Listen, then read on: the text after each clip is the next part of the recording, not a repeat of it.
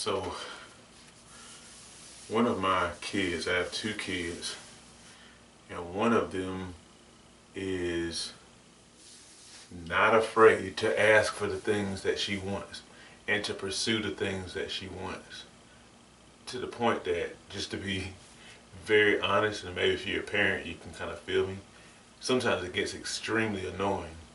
For example, if she wants dessert and we don't really do dessert except for like the weekend. If she wants dessert, she's gonna ask for it, even if it's not the weekend when she knows that's the only time we get it. She'll still ask. Matter of fact, it's Monday and she asked today. Um,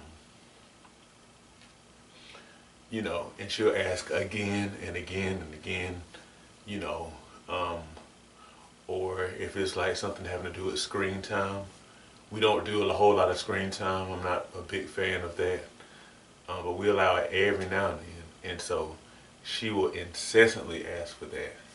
Again, it bothers me for more reasons than one in particular, because sometimes it's kind of annoying how much we're drawn to screens, and I don't want her to be addicted to that stuff. But anyhow, she's very persistent and asking and asking and asking, and she doesn't really seem to be concerned about any repercussions. But as annoying as that is, the thought that I had tonight was that kind of persistence and relentlessness that my child will show toward like being able to play a game on a computer, or being able to eat some ice cream. Maybe not the best analogy, but it's the same kind of way that we need to be when it comes to losing weight, for example. Sometimes we kind of get on the road to trying to lose weight, and not just that, that's just one of the more common goals. But like, even for me, when I was seeking to gain muscle, you get on the road toward that path, and then you're kind of like, I don't really see any results, and then after a while you kind of burn out and you quit. Or you get on the path and it's like, man, this is harder than I thought, and then you burn out and you quit, and but the thing that I've learned for sure is that, and it kind of goes in line with being consistent, you have to be persistent. You have to like have an attitude where you don't give up, that you're not going to let things just essentially like dissuade you from reaching your goal. And that's a lot of the issue. See, a lot of times the reason why people don't actually meet their goals is because they give up very easily. Like I say, whether it be because it feels too hard, or because you're not seeing results and you figure that you don't know what to do or whatever. But the thing is, one, let's talk about when stuff feels too hard. So the way our bodies work, and you only have to have a body to be able to understand that this is true. The way our bodies work, kind of like to have like a state of constancy. Our bodies kind of like be in a place of like homeostasis, equilibrium, like where stuff is kind of constant, and our bodies can adjust. They can adjust to different situations, but it takes a lot of adjustment. It takes a lot of energy and stuff depending on what you're doing. So even if you're maybe you watch Netflix every night, and eat chips, and even though even though it's not good for your body, it's comfortable, and your body tends to favor what's comfortable. So for you to change that and going to bed, instead of going to bed at midnight while eating potato chips and stuff like that, you start going to bed at 8 and not eating the snack, then it's going to be very uncomfortable at first, and so you're going to have thoughts of like, man, it was great whenever I was eating my chips and watching my movies, you're going to feel that, and it's going to be very strong urges physically to return to doing that stuff. At least until you get over that hump and your body starts to get more adjusted to your new healthier habits. That's just the way these bodies work. And so if you don't learn to accept that, then it'll start to feel really difficult, and then it'll be like, you know what, man, if you're not really mentally prepared for it, then it could be very likely that you quit.